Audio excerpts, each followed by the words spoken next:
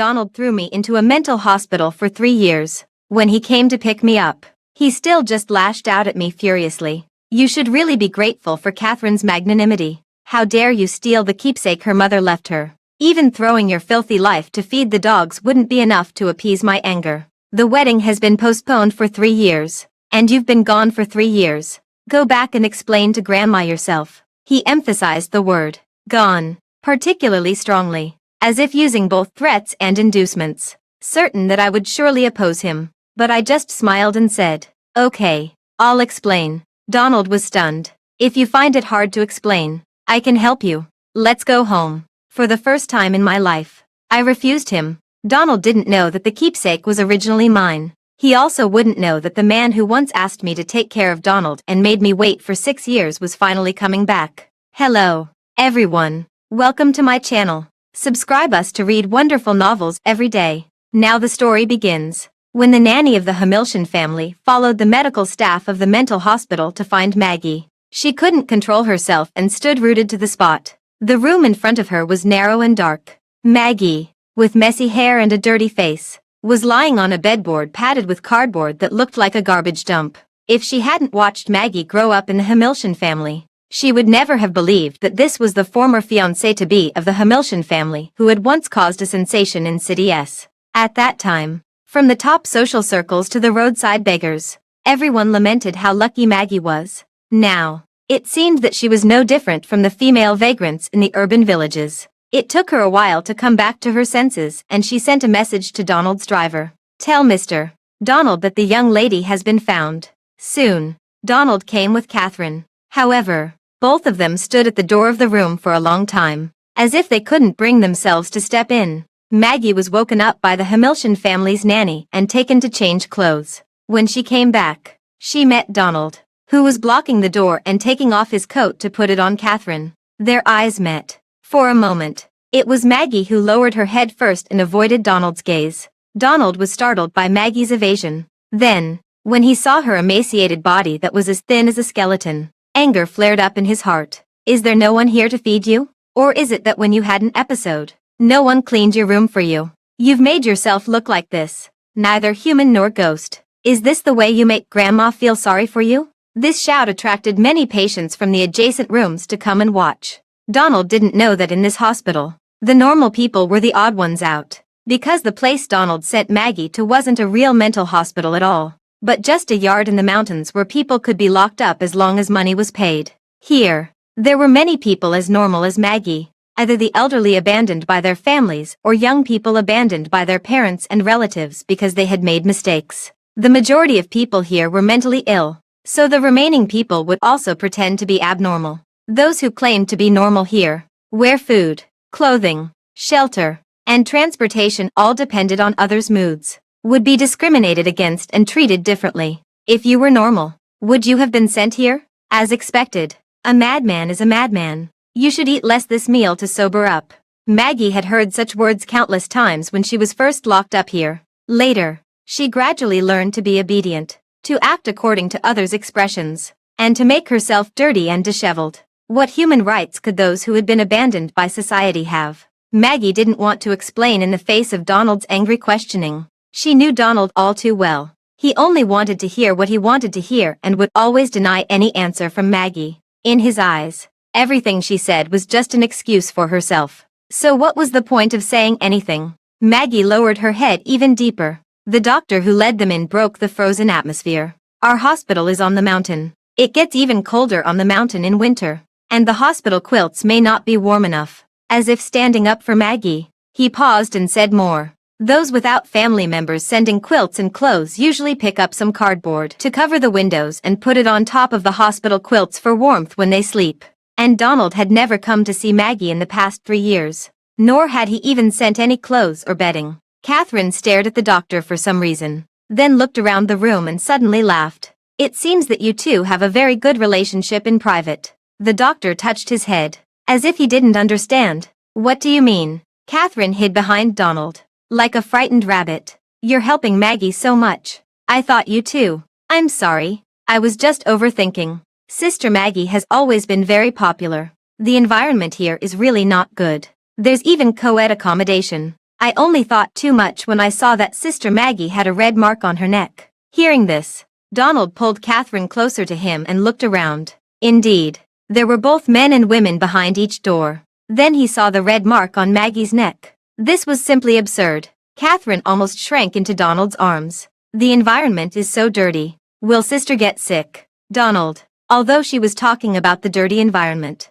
she was actually also referring to Maggie. Maggie glanced indifferently at Catherine, who was deliberately causing trouble, and accidentally noticed that Donald was looking at her with a dark face. He took a few steps closer to Maggie and forced out a few words. After 3 years, you still have your tricks. With this reminder, everyone in the room couldn't help but think of the day 3 years ago. Donald became even angrier. He grabbed Maggie's chin and lifted it up.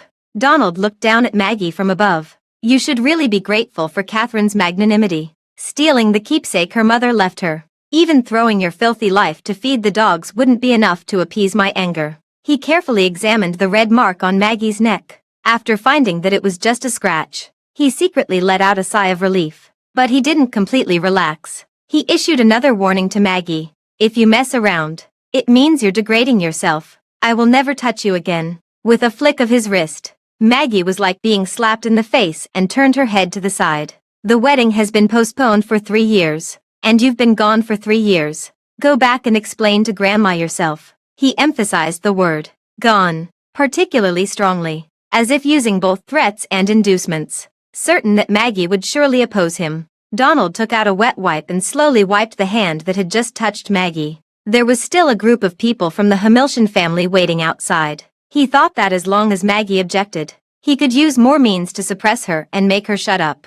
Over the past decade or so, Donald's eldest brother picked Maggie up and brought her home. But Maggie almost caused his eldest brother to die in a fire because of stealing things. The Hamilton family, out of pity, arranged for Maggie's marriage with Donald. But she disrupted the wedding, just to steal a jade pendant, and almost caused Catherine to commit suicide. The former Maggie had a bad character, a ruthless heart, and despicable means, which everyone had witnessed. But the next second, to everyone's surprise, Maggie just lowered her head even deeper. Okay, I'll explain. Donald had never seen such a Maggie. Distant, indifferent, and even obedient. And this was exactly the kind of Maggie he had once wanted. Now, he felt even angrier, or perhaps a little flustered. He had just wanted to teach Maggie to be a girl with clean hands and a pure heart. He was stunned for a moment and tried to take a step back. If you find it hard to explain, I can help you. Let's go home. Maggie interrupted him. This was also the first time in more than a decade that she had refused him. Donald didn't know that the keepsake was originally Maggie's. He also wouldn't know that the person who had once asked Maggie to take care of him and made Maggie wait for 6 years was finally coming back. The car didn't drive directly to the Hamilton family's residence but went to the best hospital in City S. Donald couldn't let Maggie, who looked like this, meet Grandma directly. It would not only be embarrassing but also difficult to explain. Moreover, what if Maggie had really contracted some disease in the past 3 years? As he thought about this, his eyes fell on Maggie's face. It had been a long time since he had carefully observed this face. At this moment, he felt that the Maggie in front of him was extremely unfamiliar. He couldn't even find the slightest trace of the Maggie who had always chased after him and said she would protect him 3 years ago. After looking at her for a while, Maggie seemed to sense such a burning gaze and looked up at Donald.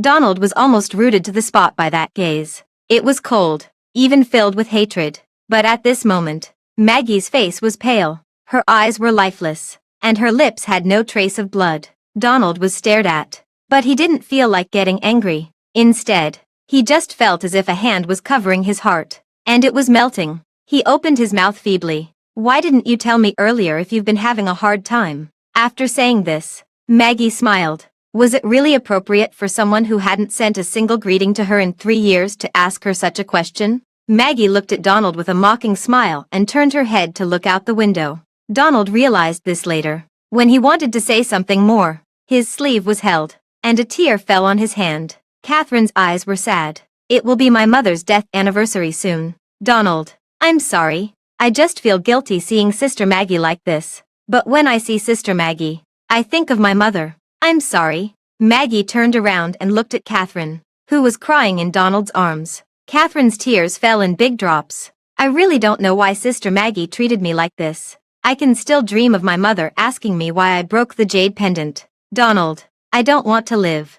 Donald panicked for a moment and directly hugged her into his arms. It's okay, Catherine. It's not your fault. It's all Maggie's fault. I'll find a way to make Maggie compensate you. Maggie was taken aback when she heard this. Even if Donald didn't know the truth of what happened 3 years ago, wasn't being locked up in a mental hospital for 3 years enough? At the engagement banquet 3 years ago, it was clearly the safety amulet she was wearing that was snatched away by Catherine. At that time, Catherine looked at Maggie with a face full of disbelief, took out an identical safety amulet, and kept muttering that it was impossible. Maggie didn't understand. At that time, she only knew that Catherine had chased after Donald before and had played some petty tricks on her. That was all. But the next second, Catherine smashed the safety amulet in her hand in front of her. Not only that, but she also slapped herself several times, and her fair face immediately turned red and swollen. Catherine broke down and cried, and the matter was completely blown out of proportion. When Donald came, he slapped Maggie without asking any questions. Stealing things, hitting people. I've taught you since you were a child, but you still don't learn. Why on earth are you like this? Maggie. The Hamilton family had been so good to Maggie. Why on earth? These words had been haunting Maggie like a nightmare for 3 years. But clearly, Maggie hadn't done any of those things. Maggie had heard from her adoptive parents that the amulet was something she had been wearing when they found her. It was probably left by her biological parents. But Catherine not only took out an identical one but also did some strange things. Maggie thought deeply and was slightly stunned. Donald beside her seemed to suddenly think of something and turned to meet Maggie's gaze. Donald thought he knew Maggie very well. If it were 3 years ago, Maggie would surely rush up and make a scene to separate the two people hugging each other. Thinking of this, Donald held the person in his arms even tighter, afraid that Maggie would suddenly go crazy. Maggie, don't go crazy. Don't you want to go back to the Hamilton family? His threat stopped abruptly. Donald saw that Maggie had obediently leaned back against the window again. Maggie looked at the scenery outside the window, lost in thought.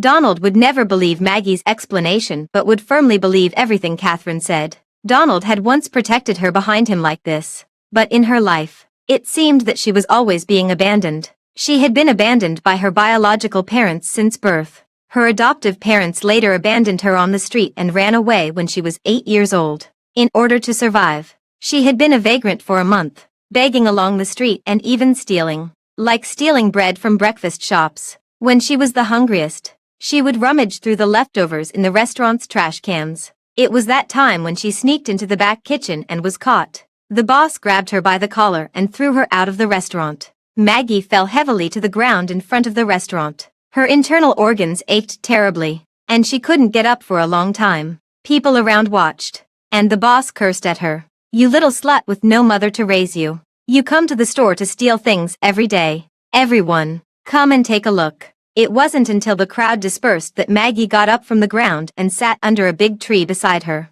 The car door of a car that stopped in front of her opened, and a boy about the same height as Maggie got out. Are you a little thief? After saying this, the boy's head was tapped. There was an elderly grandmother sitting in the car with a kind face. Little one, would you like to come home with me? Grandma can provide for your studies and meals. You just need to help Grandma do some housework at home. Later, Maggie entered the Hamilton family like this, because she did things steadily. Grandmother often praised her in front of the Hamilton family brothers. The boy who got out of the car and called her a little thief was Donald. The other boy who didn't show his face in the car, that is, the boy who actually proposed to bring Maggie home, was Joseph, the eldest son of the Hamilton family. Maggie also didn't expect that later, one of the Hamilton family brothers would become her fiancé, and the other would become the white moonlight she hadn't seen for many years. 6 years and then another 3 years. Joseph was coming back soon. In the hospital, Maggie finished the examination. After the doctor told Donald about Maggie's usual precautions, he led the people to queue up at the window to get the medicine. Maggie was sitting alone on a hospital bench when she suddenly heard someone call her name. Maggie, is it really you? The woman who spoke had long curly wavy hair and a slightly protruding belly. Seeing that Maggie looked at her for a while as if she didn't recognize her, she began to introduce herself. You might have forgotten me. You and Donald even attended my wedding. Donald and I are friends. Maggie thought she did look familiar but didn't know what to say, so she just nodded. The woman also saw Donald, who was getting the medicine, and assumed that the two of them were together. Anyway, I haven't seen you for 3 years. I thought you two had broken up. Now it seems I was overthinking. Donald really likes you. Maggie was directly stunned by this out-of-the-blue statement of liking. The woman continued to praise their relationship on her own. Such a famous young master is willing to lower himself and queue up to get the medicine for you in person. Where can you find such a good man? Since Donald announced his engagement to you, there hasn't been a single piece of gossip about him. How many men can do that nowadays? You're so lucky. Maggie forced a smile. She never expected that one day the word happiness would be associated with her. If liking meant locking someone up in a mental hospital, she hoped that no one would like her. No normal person's liking would be like this. And she had never thought about these things before. It's just that outsiders didn't know that their marriage was just arranged by the elders. Donald had already gotten the medicine and came over, and he casually hugged Maggie into his arms. He was first startled by the feeling of Maggie's body, which was nothing but bones. But he quickly regained his normal expression.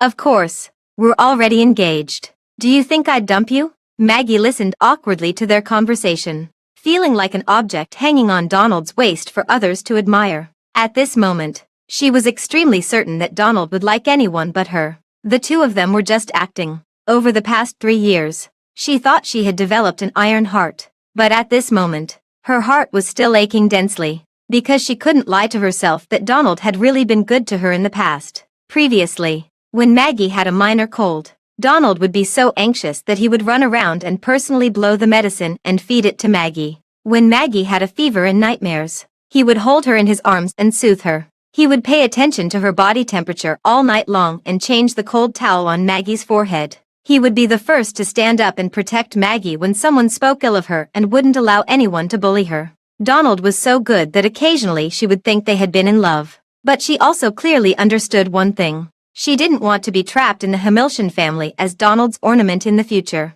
She had to escape. And she must escape. The wedding will definitely be held. Donald glanced at the person in his arms who was in a daze with a doting look. It won't be long. Remember to come then. As soon as he finished speaking, there was a sound of someone falling behind them. Everyone turned around. It was Catherine, who had just gone to the bathroom and come back. She softly called out, "Donald." And Donald immediately pushed away Maggie, whom he was holding, ran over to pick up Catherine, and started shouting for a doctor everywhere. He didn't care about Maggie at all and even pushed her so hard that she hit the bench behind her. Maggie let out a muffled groan of pain. The woman who had been chatting with Donald with a smile also seemed to sense something and left with an embarrassed smile. Once again, Maggie was left alone. She looked at the medicine that Donald had dropped all over the ground while picking up Catherine. Under the disdainful glances of the passers-by, she picked up the medicine one by one, held them in her arms, and walked towards the parking area outside the hospital. She sat alone in the car. After a few hours, 2 familiar figures finally appeared in the direction of the hospital entrance. Next to Catherine was an old man, her father. The car door was opened from Maggie's side. Before she could react, the old man was about to slap her in the face. She almost immediately closed her eyes and didn't react in time to dodge. After a moment of silence, Maggie opened her eyes, and Donald's hand had grabbed the hand that was about to land the slap. "What are you doing?" Donald said this almost instinctively. Maggie didn't have any serious dirty diseases, just a bunch of troublesome minor problems. He had just been scolded by the doctor. Her severe stomach problem had been dragged on for so long, and the doctor said that there was a possibility of cancer if it was any later. Moreover, when she was in the mental hospital, he hadn't been willing to hit her himself. Catherine was also startled by Donald's sudden reaction and said in a weak voice, "Donald." Donald didn't realize that he had overreacted either and let go of that wrist. He looked at Maggie, stunned. Maggie used to be so bold and ostentatious. She would definitely not swallow her anger and take this slap. But just now, he had seen Maggie close her eyes, seeing that the situation was not right. Catherine immediately apologized to Maggie in a humble voice. "Sister Maggie, it was my fault just now. I shouldn't have fallen. Donald carried me purely out of kindness. Please don't blame him." Maggie thought her nonsense was ridiculous. Before she could resist this slander, she was interrupted by the old man. Catherine's father let out a cold snort. still with an unfriendly expression, and spoke even more sarcastically. You really have some tricks. My daughter has been troubled time and time again by this wild girl who was picked up. Why is Catherine ill as soon as this woman comes back? If I had known this, I wouldn't have handed my daughter over to you. Donald. Donald felt caught in a dilemma. He did owe the Catherine family. And besides, the cause of this matter was the mess Maggie had made 3 years ago. The father and daughter of the Pay family sang in unison. Catherine immediately, with an understanding look, hooked a small section of Donald's finger, and her words were full of pitifulness. It's all in the past. Donald, since that's the case, can you ask Sister Maggie to apologize? After a while, when Donald looked at Maggie again, his eyes had become sharp.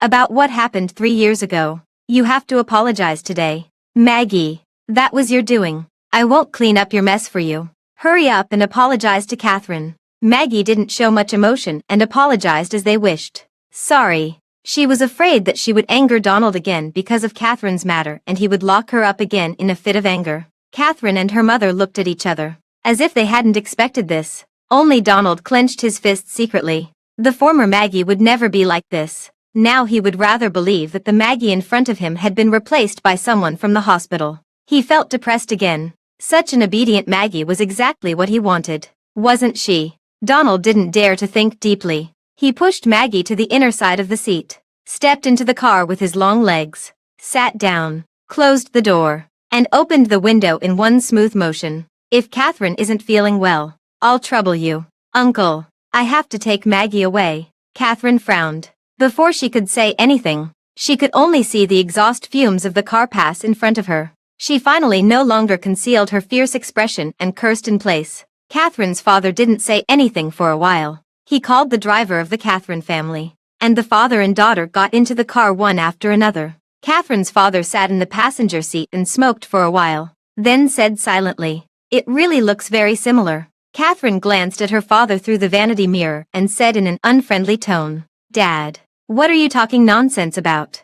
How could my sister be such a promiscuous wild girl?" The safety amulet incident 3 years ago had indeed planted a seed in Catherine's father's heart. Just now, in a fit of anger, he had wanted to hit Maggie. In fact, in the end, when he saw that face, he had also held back some of his strength. It was too similar, especially the current Maggie, who was as thin as a skeleton, and the way Catherine's mother looked a few days before her death when she couldn't eat. After Catherine said this, she was actually a bit scared in her heart. But she still thought this way. Her sister would never be such a country girl. The two of them were silent all the way. When they finally got out of the car, Catherine thought her father was being strange and rushed back home ahead of him. Catherine's father wanted to smoke again, but the cigarette pack was already empty. He sighed and instructed the driver, "Arrange for someone to sneak into the Hamilton family and find a way to get Maggie's DNA." He closed his eyes. What he couldn't forget was the eldest daughter that Catherine's mother had been muttering about before she passed away.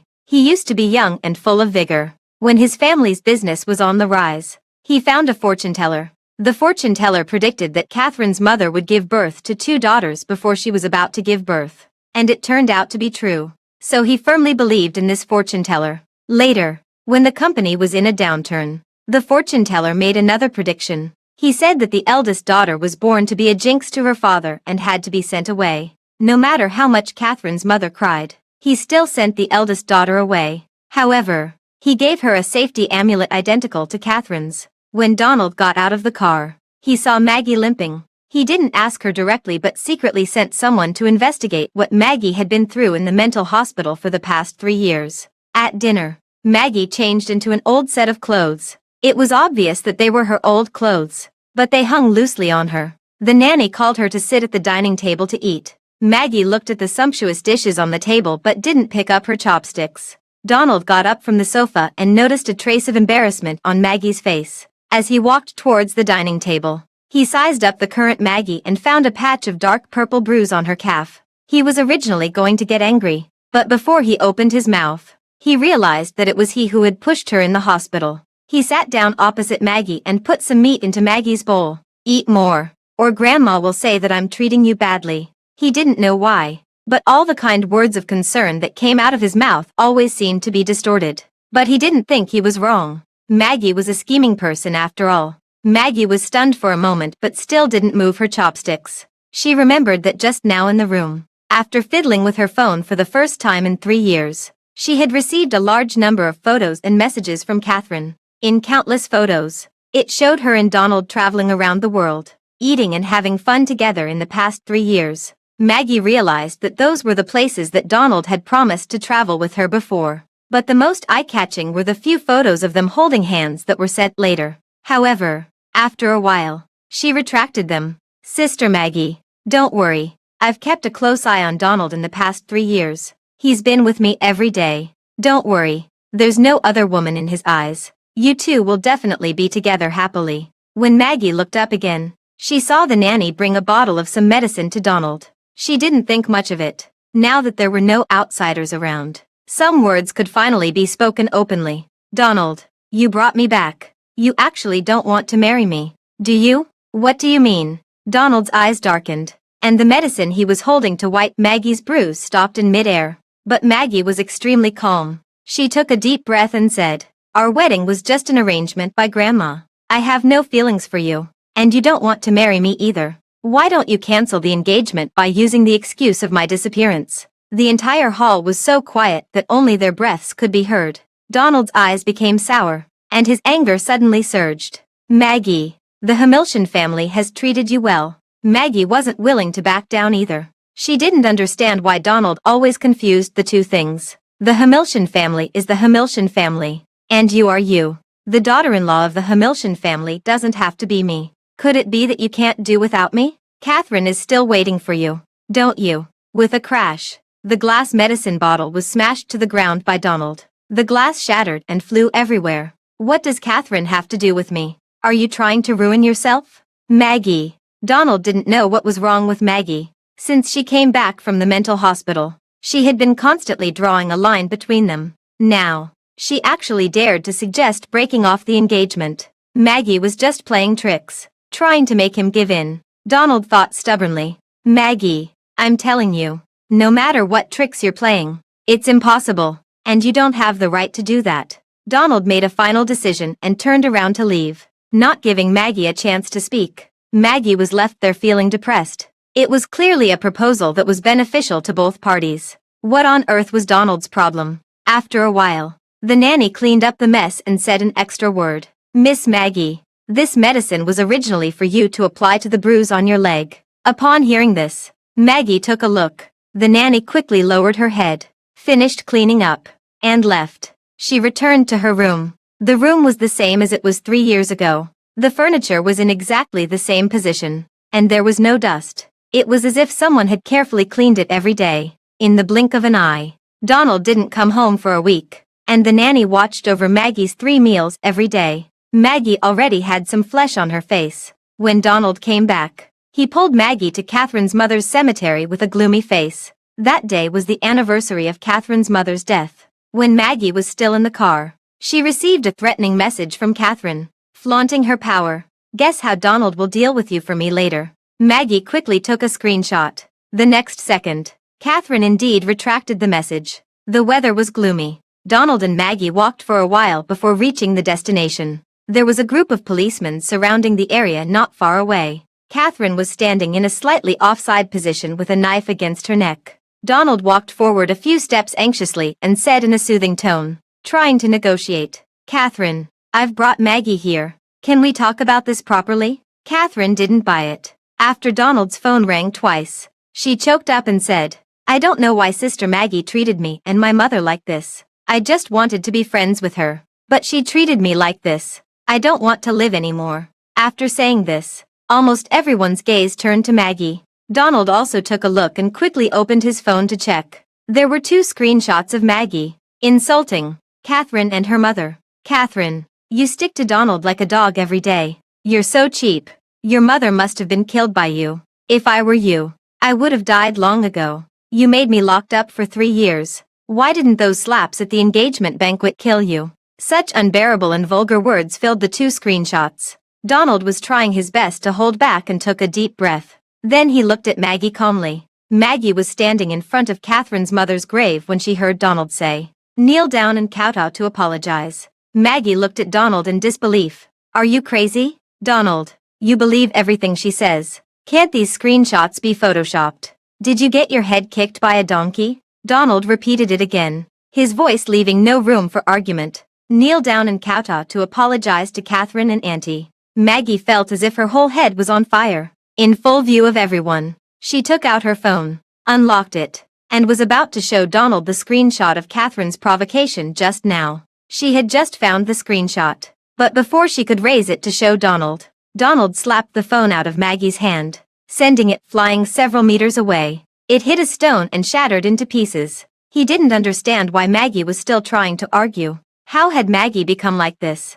Donald stood there and saw a tear fall from Maggie's eyes. Before Maggie could speak, Donald warned her. This is about a human life. Maggie, don't push things to the limit. Maggie didn't say anything. It was as if her heart had broken at the same time as the phone shattered. She was like a walking corpse, looking blankly at Donald, who was now blurred in her vision. Donald dragged her body, moved a little closer to Catherine's mother's grave, and pressed Maggie down to kneel. He saw Maggie's hands and thighs trembling continuously, and slowly pressed Maggie to kowtow with a thud.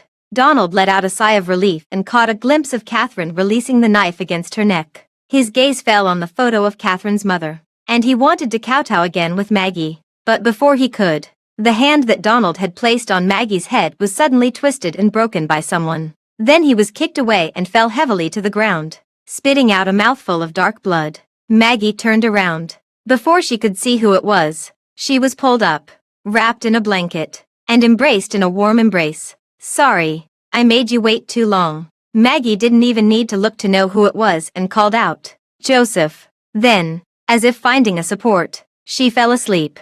Grandmother, leaning on a crutch, looked at Donald, who was getting up from the ground, and cursed, You beast. Catherine's father also rushed in right behind and grabbed Catherine among the crowd of policemen. The farce ended there. Joseph picked up Maggie and passed Donald by. When Maggie opened her eyes again, she saw the ceiling of the hospital. Joseph was sitting beside her, holding her hand and falling asleep.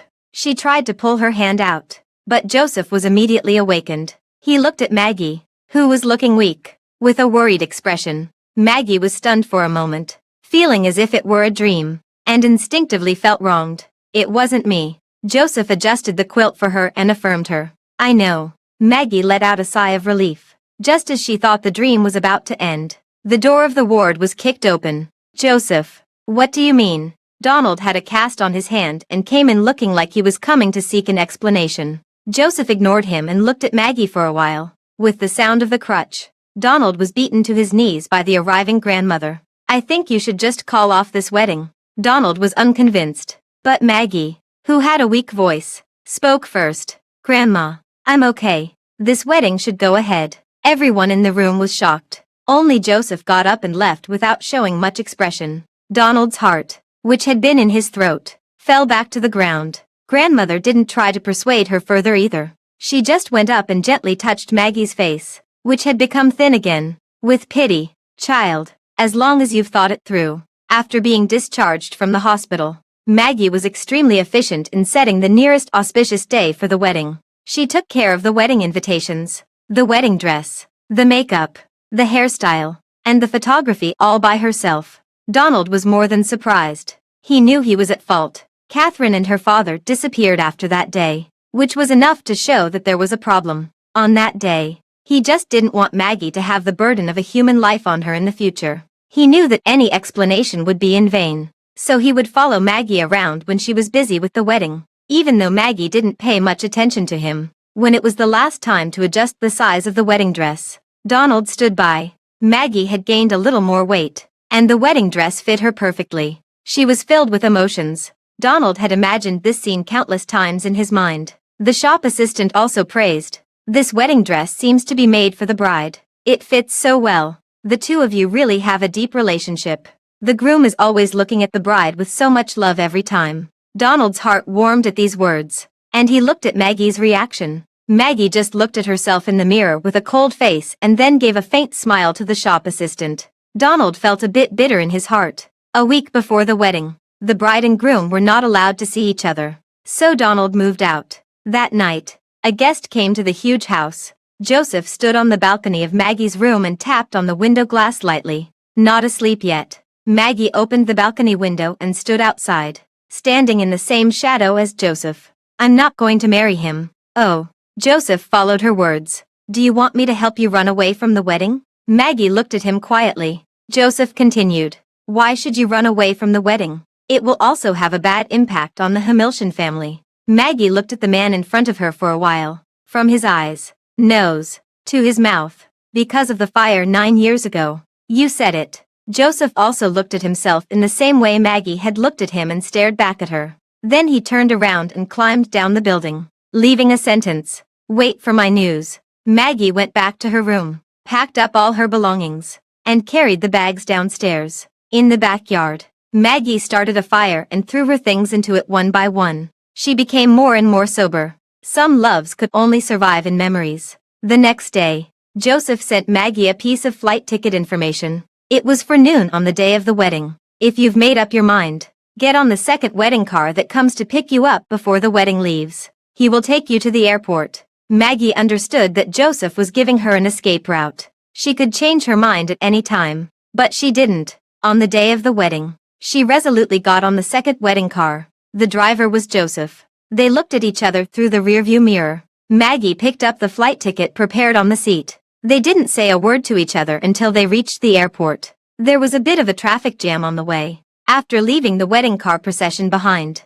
Joseph drove at full speed. The time was tight. After getting out of the car, Maggie, wearing a wedding dress, ran all the way. Remember to send a message to let me know you're safe. After Joseph shouted this, he saw Maggie pause for a moment, and then she gradually disappeared from his sight. As Maggie ran, she took off the complicated jewelry on her body, not caring at all about the gazes of countless people at the airport. The wedding dress couldn't pass through the security check, so she borrowed a pair of scissors and cut the wedding dress until there was only a thin skirt left. Maggie successfully boarded the plane, and the plane took off. On the other side, the wedding was in progress. At the wedding scene, the bride didn't arrive for a long time. At first, the entourage said there was a traffic jam, and later they found that the bride wasn't in the motorcade at all. When Donald received the news in the lounge, he insisted that they had gotten separated during the traffic jam, until he called Maggie 20 or 30 times and got no answer.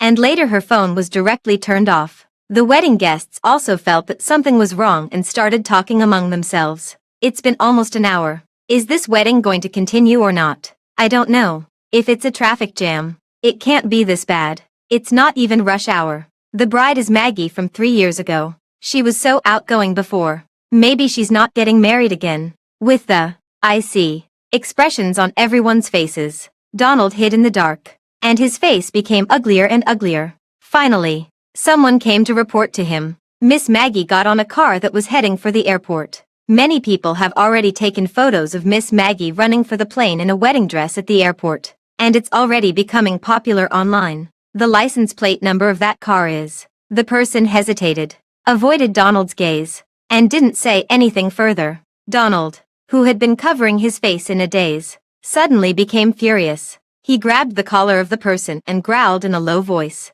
Are you dumb? Speak. Yes. It's your elder brother, Joseph. Donald thought it was ridiculous. His own elder brother had abducted his bride. The relationship between them was so complicated that it couldn't be sorted out in 8 lifetimes. Right. What did the two of them want? To take revenge on him. Joseph was also a member of the Hamilton family. So what did he want? He quickly went through his memories in his mind and realized that his elder brother, who had once loved and cared for him, had already kicked him when he came back, carried away the fainted Maggie, and taken care of the unconscious Maggie. He released the hand that was grabbing the other person's collar and ruffled his carefully styled hair a few times. Where's Joseph? He went to the Hamilton family's old residence. The person replied. It was as if he suddenly remembered something, and he suddenly turned his head to look. His grandmother, who should have been at the wedding scene, hadn't shown up at all that day. He was the only one who had become a joke at this wedding. He just stood there and started laughing. In the end, he punched the wall twice. There was blood on Donald's hand, and his laughter gradually subsided, leaving only a tired and hateful look in his eyes. Go back to the old residence. The journey from the wedding scene to the Hamilton family's old residence usually took an hour, but this time Donald only took nearly 40 minutes. As soon as he got out of the car, He rushed towards Joseph's car and smashed all the windows with a wrench. Donald's eyes were bloodshot. When he saw Joseph coming out of the house, he rushed up and punched him. "Damn you, Joseph. What do you take me for?" As he said this, he was about to punch again. Before he could land the punch, his elbow was grabbed and twisted behind his back, and he was like a subdued criminal. Donald didn't know that Joseph had learned these martial arts moves. His punches and kicks looked ridiculous in front of Joseph. "Damn you." Donald was held up by Joseph behind him and couldn't move at all. After a while, he heard Joseph sigh and say, "Back then, I shouldn't have left Maggie in the Hamilton family and let her take care of you. You bastard. Instead of me. Donald, you're a scumbag." Donald didn't understand what was going on. Then he was kicked to the ground by Joseph. He fell to the ground and took a while to recover. Finally, he caught the important information in those sentences. "Joseph, what do you mean? What do you mean by you left Maggie in the Hamilton family? What do you mean by let her take care of me instead of you?" Joseph didn't speak. He looked down at Donald and laughed. "Guess. What's the relationship between Maggie and me?" Donald finally got up from the ground. Just as he was about to punch Joseph in the face again, grandmother finally came out. "Brothers of the same family, aren't you ashamed enough already?" The anger between the two of them subsided instantly. Grandmother sighed and said, "Come in, all of you." The three of them went in. Only after grandmother sat down in her seat did Donald dare to ask, "Why?" Grandmother was also puzzled. "Don't you have a clue in your own heart?" He really didn't have a clue. Joseph gave him a disdainful look beside him, and he was also rebuked by grandmother. "Joseph, what have you done? Don't you have a clue in your own heart?" Joseph also didn't know what to say. When he remained silent, grandmother continued. "From the day at the cemetery, when Maggie came back after 3 years and agreed to get married in the ward, I guessed that this day would come. Of course I know that Maggie is a good child and has her reasons for everything she does." She looked at Joseph and asked, "Have you had enough of this? It's time to give me an explanation." "Right." Joseph didn't hide anything either. He waved his hand behind him, and someone came in. Donald took a closer look and recognized that it was the nanny who had gone with him to pick up Maggie. For a moment, his heart sank to the bottom. "Grandma, Donald has locked Maggie in a mental hospital for the past 3 years. As soon as Joseph said this, not only was Donald shocked, but grandmother was also speechless. Joseph glanced at Donald and motioned for the nanny to speak. "Yes, that's right. Not long ago, I went with young Master Donald to pick up Miss Maggie. I was also shocked. No one knew where Miss Maggie had been for 3 years. That day, I saw Miss Maggie lying in a small compartment of the mental hospital, all dirty and messy. It was like a prison. Of course, I didn't dare to tell anyone." Joseph didn't give them a chance to catch their breath and continued to drop a bombshell. "According to my investigation, it wasn't a real mental hospital at all. It was a prison where people could be locked up as long as money was paid. It's in the mountains. People couldn't get enough to eat or wear warm clothes, and they had to work like beasts all day long." He almost shouted this out. Since Maggie disappeared until she was picked up, his informants in the Hamilton family had finally found out what had happened in the past 3 years and told him. He had had countless nightmares, seeing Maggie questioning him over and over again, so he rushed back without stopping, and he only managed to save Maggie, who was being forced to kowtow. At the cemetery, Joseph couldn't bear to think about the countless torments Maggie had suffered. 9 years ago, Maggie was the little sun that had illuminated his life. 9 years later, Maggie was a broken light bulb that would shatter at the slightest touch. Joseph didn't say anything more. Grandmother, who had been sitting upright originally, was now half collapsed on the chair. She had some difficulty breathing. "Announce publicly that the wedding between Maggie and Donald is cancelled. It's our Hamilton family that's sorry to Maggie. Tell the people below to keep their mouths shut. No one is allowed to cause trouble for Maggie anymore." Donald knelt down on the spot and was still feebly explaining. "Grandma, no, I truly love Maggie. I just wanted her to learn some manners there. I just wanted to give her a little lesson." "No, Grandma, if we cancel it now, what will others think of Maggie?" Grandmother stood up and slapped him. "You ungrateful wretch. How can what you've done compare to those rumors and gossips? Wasn't it you who did those stupid things 3 years ago? What were you doing before? Do you think there won't be any rumors and gossips if she has to follow someone like you for the rest of her life? Get out of here." She felt a sharp pain in her heart and hated herself for not investigating when Maggie disappeared 3 years ago. She was an experienced person and could see clearly that Maggie was a good girl. She just thought that if Maggie didn't want to get married and hid herself away, then it was up to her. But she never expected that by doing so, she had instead become an accomplice. Grandmother fell backward and fainted from anger. Grandmother was so angry that she took to her bed and couldn't get up. Donald was later carried out of the Hamilton family's house. Donald's mind was in a mess. He went back to the home he shared with Maggie and always felt that all this wasn't real. Maggie must still be at home waiting for him. But when he got home, he didn't think so anymore. The empty house didn't seem to be missing anything at first glance. But when he rushed up to Maggie's room on the second floor, he was stunned. In the past 3 years, he had arranged for many people to carefully take care of Maggie's room. He had entered this room countless times and was familiar with every small ornament in it. At this moment, however, the room was completely empty. Not even a single strand of Maggie's hair was left. He searched every corner like a madman, but he couldn't find even one piece of Maggie's clothing or one of her earrings, except for a few obtrusive, double happiness characters in the hall. It was as if this person had never appeared in his life. It was just like his fantasy. Suddenly, there were footsteps behind him. Donald didn't want to turn around. He sat on the ground and gave a bitter smile. The person still spoke. It was the nanny he had hired to take care of Maggie's 3 meals a day. Mr. Hamilton, do you need me to arrange dinner? There was a noticeable tremor in her tone. She had also seen the related reports online. She had waited at home all day, only to see Donald, who completely ignored her existence, go upstairs and search for things like a madman. At this crucial moment, if she said the wrong thing, she might be fired. Instead of waiting for Donald to go crazy again, she heard Donald say, "Yes, make it delicious. Didn't you say Maggie likes fish? Go buy a fish and make it fragrant. She'll be back soon." She couldn't stop Donald, and there was no reason to. But suddenly remembering something, she said to Donald, "Sir, there's a dark patch in the backyard. Do you want to go and see how to deal with it?" Donald turned to look at her. His eyes lit up, and he ran to the backyard.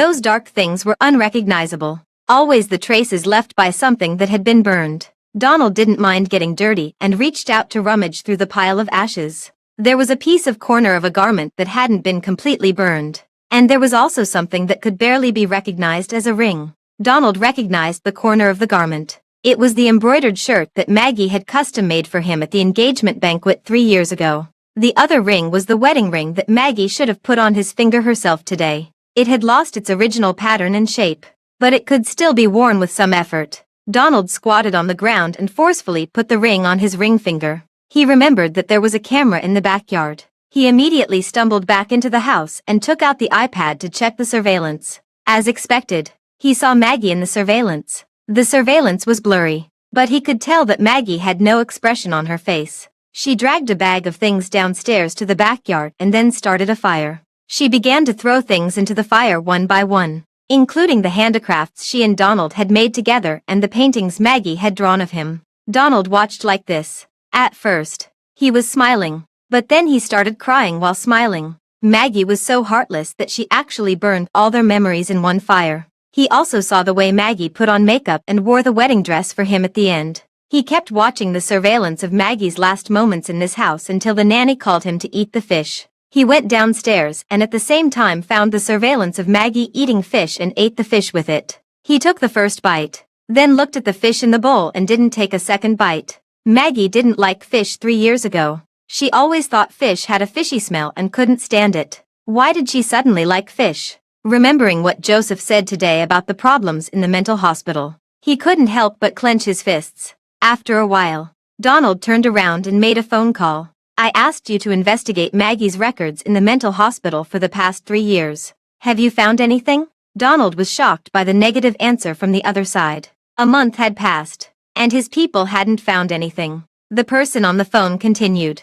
"This mental hospital isn't an ordinary one. It doesn't belong to the normal mental hospital system. It belongs to a private enterprise. Our people can't get in and can't find any information either." After hearing this, Donald was even more puzzled. It would still take time to investigate, but he thought of the person who had suggested sending Maggie to the mental hospital in the first place. Catherine hadn't been seen for a long time. Thinking carefully, during the 3 years, every time Donald had the slightest thought of going to pick up or visit Maggie, Catherine would always have an accident at the first moment. Either her heart hurt or her stomach hurt. The excuses were so clumsy, and Donald had only just realized it now. Holding back his anger, he made the first phone call to Catherine. After the busy tone, he made the second, third, and fourth calls. No one answered. Just as he was about to give up, he suddenly clicked on Maggie's phone number. He dialed, but soon, the other side hung up. Donald stood up abruptly and dialed again. After repeating this several times, he found that he hadn't been blocked by Maggie, so he sent a text message instead. Maggie, I was wrong. You can punish me however you want when you come back. Please come back. Okay, we don't have to get married either. Please answer my call. When he edited and sent another message, Maggie had actually blocked Donald. Maggie looked at the countless messages from Donald and didn't speak for a while. Then a voice came from the person on the phone. What's wrong? Joseph smiled. Are you used to it over there? Maggie gave a faint, and didn't say anything more. When Joseph agreed to help her run away from the wedding, the only condition was that she had to keep in touch with him at all times. And now Joseph called her 10 times a day, always asking her if she was used to it and what she had eaten. Seeing her perfunctory attitude, Joseph suddenly dropped a bombshell. Donald is investigating your 3 years in the mental hospital. What do you think? Maggie was taken aback for a moment, and then said expressionlessly, aren't you also investigating? Joseph was still trying to explain. This is different. There's no difference. Maggie interrupted him mercilessly. Let him investigate if he wants to. Anyway, we don't have to see each other anymore. At this point, before Joseph could say anything, he was hung up on. He looked at the phone and sighed helplessly. Then he picked up a file about Catherine and Maggie. It all started with Catherine's accusation 3 years ago. Joseph had thought about getting the surveillance footage from that year. But when he sent someone to check, the team of the engagement hotel from that year had already disbanded, and he couldn't find the surveillance at all. According to the rumors, Catherine accused Maggie of stealing the safety amulet, which was a keepsake left by her mother, and breaking it. And Maggie also hit someone. Although it sounded ridiculous, there was a key point. That was the broken keepsake, which was a safety amulet. He clearly remembered that when he picked Maggie up and brought her to the Hamilton family, Maggie had such a safety amulet on her. It was because of Catherine's frame-up that Maggie had become what she was today. He had originally planned to teach Catherine a lesson, but now he was faced with a more troublesome matter. Catherine actually had a twin sister who was abandoned that year. It took a lot of connections to find this out, which showed that the Catherine family attached great importance to this and had covered it up layer by layer. And this twin sister was abandoned at a time very close to when Maggie was abandoned. With all these clues, it was hard not to think that Maggie might be the eldest daughter of the Catherine family who was abandoned. When Catherine woke up again, she was in a suburban villa under her father's name. She went downstairs and saw her father, who had been chanting sutras and eating a vegetarian diet for almost a month in a row. She had been sleeping in a daze in this villa for almost a month, and she still couldn't come to terms with the fact that after that day at the cemetery, her father had pulled her home and slapped her twice. Dad, I told you not to meddle. Why did you interfere? Slap. Catherine's father's slap landed on Catherine's face, who was shouting. A flush quickly spread across Catherine's fair face. She covered her face in disbelief, only to receive a stern look from her father. I've really done so many evil deeds. I actually raised you like this. Catherine didn't admit her mistake and had a paranoid look in her eyes. I just wanted to marry into the Hamilton family. What's wrong with that? That wild girl Maggie doesn't deserve Donald at all. Only I, Catherine, am a suitable match. Slap. Another fierce slap landed. Catherine's father almost fainted and threw out a stack of papers, roaring, "Take a good look, Catherine. She's your sister. Your real sister." On each of those paternity test reports, there was evidence. At first, Catherine's father simply didn't want to believe it and sent others to look for other traces of Maggie's life. But every time the result brought back was the same. She, Maggie, was the eldest daughter he had abandoned back then. Not only that, but more than 20 years later, Maggie was actually framed by her own younger sister and spent 3 years in a mental hospital. The sisters harming each other was already his greatest punishment. Catherine's father didn't want to let Catherine go any further. He found a good family for Catherine to get engaged to and locked Catherine in the suburban villa before the wedding. Fearing that something would go wrong, He also chanted sutras and ate a vegetarian diet every day and took Catherine to the cemetery to visit her deceased mother. Catherine's father held Catherine down and made her kowtow several times,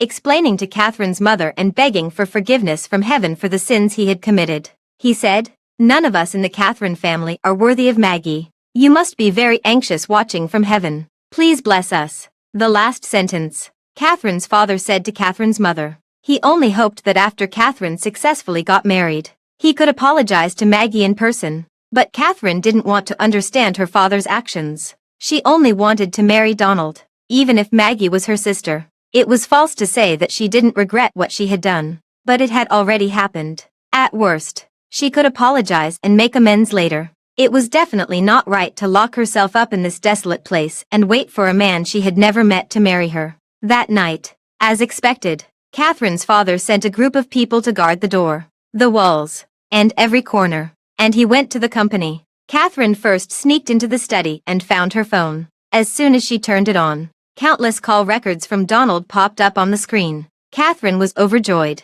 Donald still cared about her. She also saw the news that Maggie had run away from the wedding and sincerely thanked her sister Maggie in her heart. As soon as she made the call, Donald answered it after a while. "Hello."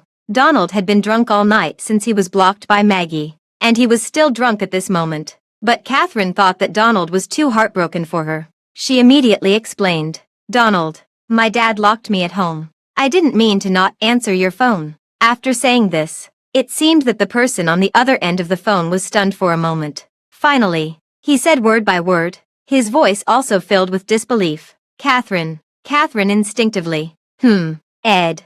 But she felt that Donald's tone when he called her name was extremely cold. "You really made me look for you so hard." Donald sent someone to pick up Catherine. When the news came back, Catherine had already run away. Donald smashed the wine bottle in his hand. Just last night, he received the activity records of Maggie's 3 years in the mental hospital. Among them, Maggie tried to escape twice and was caught both times. The first time, Maggie couldn't stand the fact that the people there didn't give her food or drink. So she took a chance and tried to escape.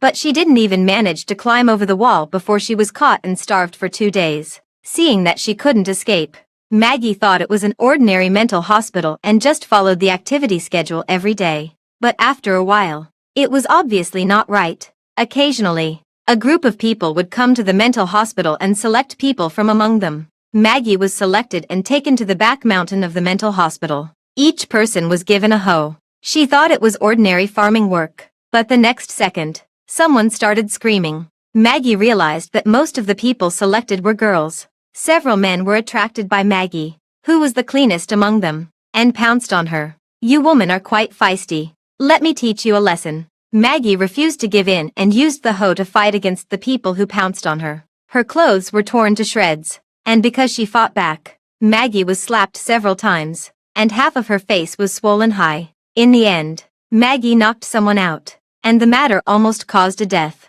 Only then did the people from the hospital come to solve it. When the doctor in the hospital saw it was Maggie, he immediately scolded his subordinates. "Although she's locked up here, she has someone backing her up.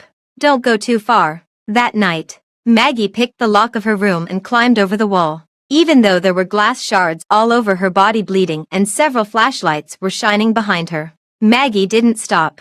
But she was already covered in injuries from climbing the wall, and she wasn't familiar with the terrain. She simply couldn't run away. After being taken back, no one applied medicine to Maggie. Instead, they dragged her into a dark room. This time, Maggie had alarmed the people above. Before Maggie could recover, they stabbed her with an electric shock baton. It was only after a day and night that Maggie was released from the dark room. After that, Maggie was never selected again. According to the records, Maggie had conflicts with others after that. It was in the middle of the night when she was sound asleep.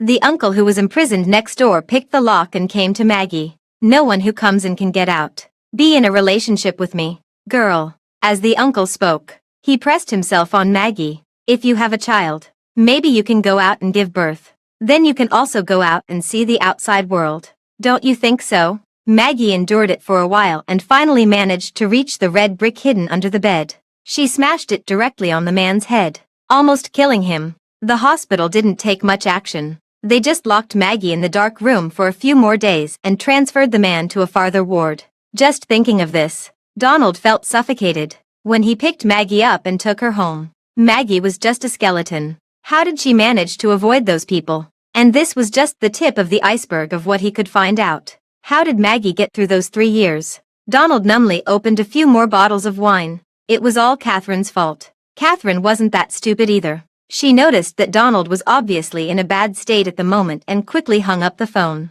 Now that she was Maggie's biological sister, it would be much more useful to go to grandmother than to Donald. Just like that, holding a phone, she ran all the way from the early morning until dawn and finally reached the old residence of the Hamilton family. She was almost hanging on by her last breath. After knocking on the door, she collapsed at the entrance of the old residence of the Hamilton family. Early in the morning, Donald was also called to the old residence of the Hamilton family by a phone call. Since he was blocked by Maggie, he had been drunk all night. When he arrived at the Hamilton family's house, he still smelled of alcohol. In the meeting hall of the Hamilton family, including Joseph, everyone had a gloomy expression. Donald immediately saw Catherine, who was cowering in the corner, and clenched his fists. No one said a word. Grandmother had been so angry that she was hospitalized that day. After hearing what Catherine told her, she had just returned from the hospital. Leaning on the chair, she started the conversation.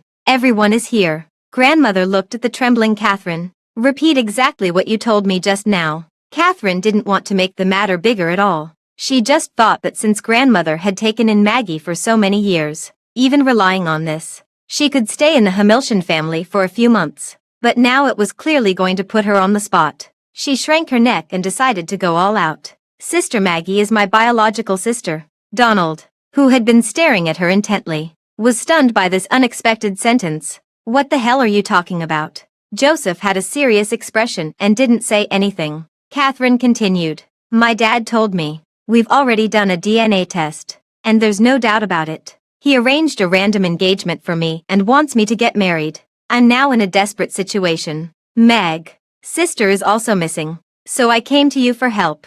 After she finished speaking, the atmosphere was silent for a while. Joseph asked, "Then regarding the matter of the safety amulet 3 years ago, do you admit that you framed her?" This was the best opportunity to see Maggie again. It wasn't too late to settle those grudges later. Even if he could just see her once, he still had a chance. Thinking this way, Donald spoke ahead of Catherine. "The most urgent thing now is to bring Maggie back for a family reunion." "Joseph, don't think I don't know what you're up to." Joseph finally gave him a disdainful look and didn't say anything more. He had already investigated this matter roughly some time ago. What kind of nonsense family reunion was this? If Maggie knew that it was her own biological sister who sent her to the mental hospital and that the man who wanted to slap her before was her biological father, most likely, Maggie couldn't bear it in her heart. Seeing Joseph's silence, grandmother sighed and said to Joseph, "Tell Sue. Let Sue make her own decision. This is also a matter within her own family." After saying this, everyone dispersed. Donald sent grandmother back to the hospital, and Catherine successfully stayed in the Hamilton family's house. Joseph took out his phone and dialed the number at the top of the call records. The other side answered quickly. "What's wrong? We just called after breakfast in the morning. I'm buying furniture now. If you have something to say it quickly." Maggie was straightforward. Joseph usually called at those specific time points, and today was indeed unusual. Hearing that Maggie was in a good mood, Joseph couldn't bear to tell her the truth. Even though Maggie already had the idea of settling down there, he had no choice. "Maggie, if your biological parents and sister are found, would you come back to City S? Grandma is also ill. What's wrong with Grandma?" Maggie interrupted. Maggie wasn't as fragile as Joseph thought. But after hearing that Grandma was ill, she quickly bought a plane ticket and flew back. On the plane, Maggie didn't dare to close her eyes. Although she knew that her biological parents had been found, she was first worried about Grandma's illness. But once she had some free time, she couldn't help but fantasize. After all these years, had she actually found the parents who abandoned her when she was born? She couldn't believe that she would have a sister. Maggie had fantasized countless times that she was abandoned by a family that favored sons over daughters. But she actually had a sister. Her sister had everything that she didn't have. Thinking this way, Maggie even had a glimmer of hope in her heart that her sister hadn't been abandoned. After getting off the plane, Joseph picked up Maggie and rushed straight to the hospital. Outside the ward, Maggie took a deep breath and knocked on the door. Grandmother didn't know that they would be so quick. "Come in." Maggie pushed the door open. Grandmother happened to look up. For a moment, it was as if time had stood still. The two of them looked at each other without making a sound. Maggie's eyes became sour, and she called out, "Grandma." First. The next second, Grandmother lifted the quilt, got out of bed, and hugged Maggie. Her voice choked with sobs. "Good child. You're finally back." Seeing the two of them hugging and crying, Joseph closed the door and went out. Grandmother helped Maggie wipe away her tears, and Maggie held Grandmother's arm and sat back on the bed. "About your parents. Did you hear what Joseph told you?" Hearing this, Maggie nodded. Grandmother held her hand tightly. "Then do you know who they are?" Joseph hadn't told her, and Maggie denied this answer. "I don't know." But Grandmother didn't want to beat around the bush. It was the will of fate. But Maggie had done nothing wrong. "It's the Catherine family." "Catherine? She's your biological sister." Maggie's body visibly trembled. She had originally wanted to pretend to smile with relief after hearing the answer. But at this moment, her mouth simply wouldn't obey her. She was afraid that a smile would look uglier than a cry. Was it really her own biological sister who sent her to the mental hospital 3 years ago? Did the man who wanted to slap her some time ago suddenly become her biological father? God always loved to play tricks on people. So before, she had kowtowed to a mother she had never met. Maggie grabbed the bed railing to prevent herself from sliding to the ground. Her whole body was going weak and shaking. It was as if she could suffocate on the spot the next second. Grandmother hugged Maggie into her arms and gently stroked her back. "It's okay. If you don't want to see them or recognize them, Grandma will stand up for you. You've already been a member of our Hamilton family for a long time." Maggie couldn't resist the hug now and could only cry her heart out in Grandmother's arms. She had been abandoned by her biological parents and then by her adoptive parents. Then there was Joseph's departure, and Donald and her own biological sister sending her to the mental hospital for 3 years. Maggie had long since lost the meaning of her life. But at this moment, just as she was finally ready to pull away, someone told her that she had a home and that they would protect her if anything happened. She had packed her luggage yesterday, taken the plane in the early morning, and rushed to the hospital as soon as she landed. She hadn't closed her eyes for dozens of hours. Maggie cried until she fainted. It wasn't until the afternoon that she woke up naturally. She talked a lot with Grandmother, and Joseph brought her food in the afternoon. But the happiness didn't last long. Joseph came in and looked at Maggie, saying, "Donald knows you're back. He's coming to the hospital soon. Do you want to see him?" Maggie put down the soup spoon that was in midair, and her expression changed slightly. No. She simply didn't have the energy to deal with Donald now. Joseph didn't say much either. He took Maggie to the garage. "Aren't you getting in the car?" Maggie asked Joseph, who had closed the car door for her. Joseph stared at Maggie for a while. His elbow passed through the car window, and he naturally stroked Maggie's head a couple of times. "As long as you don't want to see him, I won't let him find you." Maggie didn't actually resist that much. But before she could say anything more, the driver had driven out of the garage, and it was too late. The light on the earphone the driver was wearing was flashing. She didn't know what he had heard, but the driver drove at a speed of 100 on a road with a speed limit of 80. Maggie felt uneasy inside. She always felt that something big was going to happen. When Donald arrived at the hospital, Joseph was already waiting for him at the entrance. There were beads of sweat on Donald's forehead. He didn't look like he was coming to cause trouble. "Where's Maggie?" Joseph's eyebrows twitched. "She's gone." Before Joseph could say anything more, Donald's fist had landed on Joseph's face. "You fool." He didn't say much. After punching, he turned around and got into the car quickly, driving at full speed. Joseph also sensed that something was wrong and immediately dialed the phone of the driver in Maggie's car. "Slow down. I'm coming over now." After saying this, Joseph had already gotten into his own car and drove towards the location of Maggie's car. Joseph didn't get a response. He looked at the phone that wasn't hung up. "Speak. Where is she?" Maggie looked at the abnormal speed and glanced at the scenery outside the window. They were driving towards the mountains, and this road looked very familiar to her. Joseph heard Maggie's tentative question on the other end of the phone. "Sir, aren't we going to the hotel?" Joseph immediately felt a sense of alarm in his heart and checked the location on his phone. They were driving towards the mental hospital where Maggie had stayed for 3 years. Joseph cursed inwardly and hung up the voice call with the driver. He used another phone to call Donald. As soon as Donald answered the phone, he was scolded severely by Joseph. "Are you crazy? What the hell are you doing?"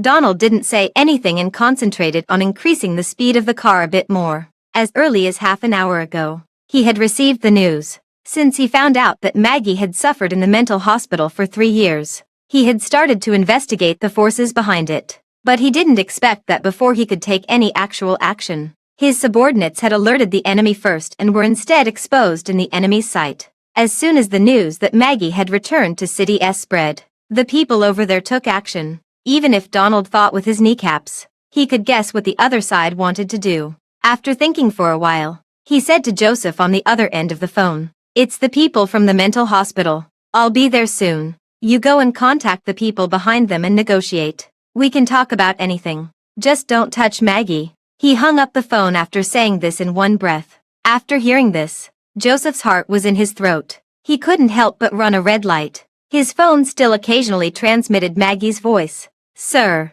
my heart is a bit uncomfortable. Can you stop the car and let me take a break and take some medicine?" Maggie was trying her best to steady her breath, and she really did look like she was about to suffocate. She also guessed something and said bravely, "The people above won't want a dead body either. Do they really want to directly break their relationship with the Hamilton family?" The driver, who hadn't moved for a long time, finally took action. He looked at Maggie through the rearview mirror. "You're very smart, but also very stupid." As he spoke, he made a sudden break, casually hung up the phone with Joseph, opened the car door, got out, dragged Maggie out of the back seat, and slammed her into a big tree. He used a lot of force, and Maggie immediately felt excruciating pain and spat out a mouthful of blood foam. "Because of you, not only the Hamilton family, but also the Catherine family, which has been cooperating with us for many years, is going to turn against us. The ones who really want to break their relationship with the higher-ups are the Catherine family."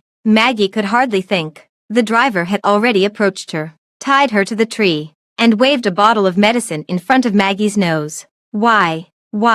What role was the Catherine family playing? Why was she involved? Maggie's internal organs were all in pain. The pain was so intense that she couldn't think. Her hands and feet were gradually going numb, and she couldn't move. She was only held in place by the rope tied to the tree. The driver stared at Maggie for a while, then answered a phone call standing not far away, got back into the car, and drove away. In the vast forest, after a rain, only Maggie was left alone. Maggie was in a daze and had a dream. She dreamed that she had parents and a sister, and her life was smooth sailing. In the dream, she also felt that it wasn't real, until she reached the climax of the dream. At the wedding, her fiancé slowly turned around. It was a faceless man whose facial features were too blurred to be seen clearly. She woke up with a start and found herself being carried into the trunk of a car by a man she didn't know. It was dark in front of her eyes. Just as she was about to fall asleep again, the car suddenly made a huge drift and stopped moving.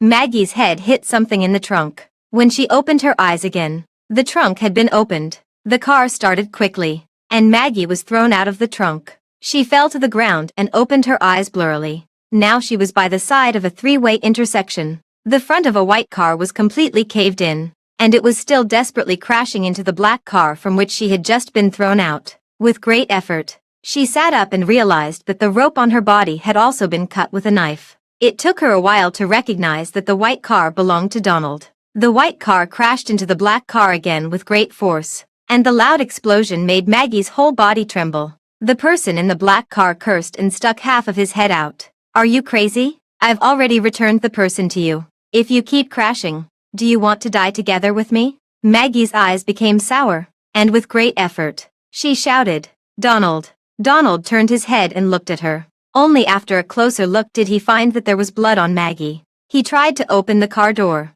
but the door was so severely deformed that it was almost impossible to open. Seeing that Donald no longer had the intention of chasing and crashing into him, the black car immediately made a turn and sped away. For a moment, it seemed that everything had quieted down. Maggie sat leaning against a tree and heard Donald's heart-wrenching shouts one after another. Donald was like a desperate and crazy gambler, using his own body to ram the door that couldn't be opened due to excessive deformation again and again. Maggie's heart ached when she heard this. It was probably a few minutes, Or perhaps because of Maggie's concentration. Time seemed to be infinitely stretched. Donald finally managed to break open the car door and fell out of the car to the ground. Maggie saw that Donald's abdomen was bleeding profusely. He had countless wounds all over his body, but he seemed to be oblivious to the pain. After falling, Donald got up once, but only took 2 steps before falling heavily to the ground again. The sound of his body hitting the ground seemed to hit Maggie's heart directly, causing a sharp pain. Maggie finally came to her senses and also tried to crawl towards Donald's position. The two of them finally met. Maggie hugged Donald, whose body temperature was dropping rapidly due to excessive blood loss. Maggie looked at Donald. All the countless words in her heart just now disappeared, and she only uttered 3 words. "You're crazy." Donald forced a smile and raised one hand. He was showing the ring that Maggie had burned with her own hands. "I miss you." After saying this, Donald fainted. Maggie looked at the road that Donald had just crawled along, feeling exhausted. It was all covered in Donald's blood. It was a path of blood. Outside the emergency room, Maggie had just hung up the phone with Joseph. She and Donald had been brought to the hospital, and the first person she called was Joseph. Joseph sounded like he had just been in a fight, panting as he told her that he would arrive soon. After a while, Joseph, with a bruised face, rushed over. Looking at Maggie with empty eyes, he immediately hugged her into his arms. Maggie didn't resist. She instinctively relaxed her shoulders and leaned against Joseph's arms with a sense of security. She closed her eyes, as if she could fall asleep the next second. Unfortunately, this scene was coincidentally seen by Grandmother, who had just arrived. Grandmother deliberately coughed twice, and Maggie immediately woke up. She pushed Joseph away and stood up from her seat. She didn't know what to say. Clearly, the two of them had felt a strong connection in the morning, but half a day later, she had caused one of Grandmother's grandsons to be hospitalized, and she was lying in the arms of Grandmother's other grandson. Maggie stood there, swaying a few times. Joseph noticed something was wrong and was about to speak, but was silenced by a glance from Maggie. Grandmother after all couldn't ignore this and called Maggie. "Come and have a talk with me." Maggie bypassed Joseph and followed Grandmother into the stairwell. In the dim light, Maggie spoke first. "Grandma, I'm sorry." Almost the next second after Maggie finished speaking, Grandmother asked, "What did you do wrong?" Maggie swallowed hard. When she spoke again, her voice was trembling. "I shouldn't have wavered between the two of them. When I left, I should have been determined not to return to City S." The other person quickly asked, "So you mean you don't want to see Grandma in the future?" Maggie immediately denied it. "That's not what I mean." They let the atmosphere be quiet for a while. Grandmother groped in the dark and took Maggie's hand, recalling the past. "This isn't your fault, Maggie. I've always known who you like." In the dark, Maggie's eyes seemed to light up a bit. Grandmother continued, "Remember, it was Joseph who picked you up and brought you home. Later, during our time together, although you seemed to have a better relationship with Donald, it was obvious that you regarded him as a younger brother. But every time you saw Joseph, your eyes would light up as if they were shining." Grandmother really remembered a scene that happened about 10 years ago. Once, Donald was knocked down by other children, and Maggie stood up for him. The other person was a chubby boy. Not only did he not apologize for knocking down Donald, but when he saw Maggie helping Donald up, he started to mock them. "Are you still a man? You fell down with just one bump and need a girl to help you up." Donald was about to cry, but Maggie didn't show any leniency at all. She had received little education since she was a child and didn't know what it meant to make peace and value harmony, or endure for a while and everything will be calm. The kind of upbringing in wealthy families. She had grown up struggling on her own, and her strength was no joke. She pushed the chubby boy down with one hand. "You're as fat as a meat bun, and yet I, a girl, can still push you down." Maggie pulled Donald behind her and said, "He's my younger brother. I'm willing to help him up. You don't have a sister to help you, so you're just jealous." The chubby boy was about to pout and cry, but he quickly noticed something. "Do you really consider yourself his sister? You're just a little thief picked up from the outside." When Donald heard this, he stopped crying and shouted directly, "So what if she's a thief? So what if she was picked up? She's now a member of the Hamilton family. The Hamilton family can take good care of her." Thinking about it this way, Donald's obsession with taking good care of Maggie seemed to have been planted at that time. Joseph didn't like to get involved in the childish grudges of children and was always the one to end the situation. He just stared at the chubby boy for a few seconds, and the boy ran away in fright. But he always liked to give psychological counseling to others. Every time Maggie was criticized, he would always pull her into the room. At that time, it was raining heavily outside, and Maggie was a child drenched in the rain. Don't care about what they say. They're just jealous that you can be in the Hamilton family. You haven't done anything wrong. Just be yourself. These words were always very effective for the young Maggie. After feeling wronged, having someone tell you that you haven't done anything wrong and that the charm of being yourself is always great. Later, they grew up a bit. 2 elders of the Hamilton family passed away one after another, and the Hamilton family faced a business crisis. Grandmother wanted to sell the shares and withdraw completely, but Joseph took the initiative to take charge of the overall situation using the will. Just that time, Maggie realized that the relationship between the grandmother and grandson in the Hamilton family had become strained. After that, there was a big fire. That fire completely ignited the fuse of the grudges in the Hamilton family. In the kitchen of the old residence of the Hamilton family, on an ordinary day, Maggie was just looking for something to eat because she was hungry after school. But suddenly a big fire broke out. By the time Maggie realized it, it was already too late. She was choked by a mouthful of thick smoke. The old kitchen was all made of wood. It was said that the fire wouldn't spread so quickly. But somehow, once the wooden house caught fire, it all burned. There was fire on all sides. So Maggie could only find a large water tank in the corner and shout for help.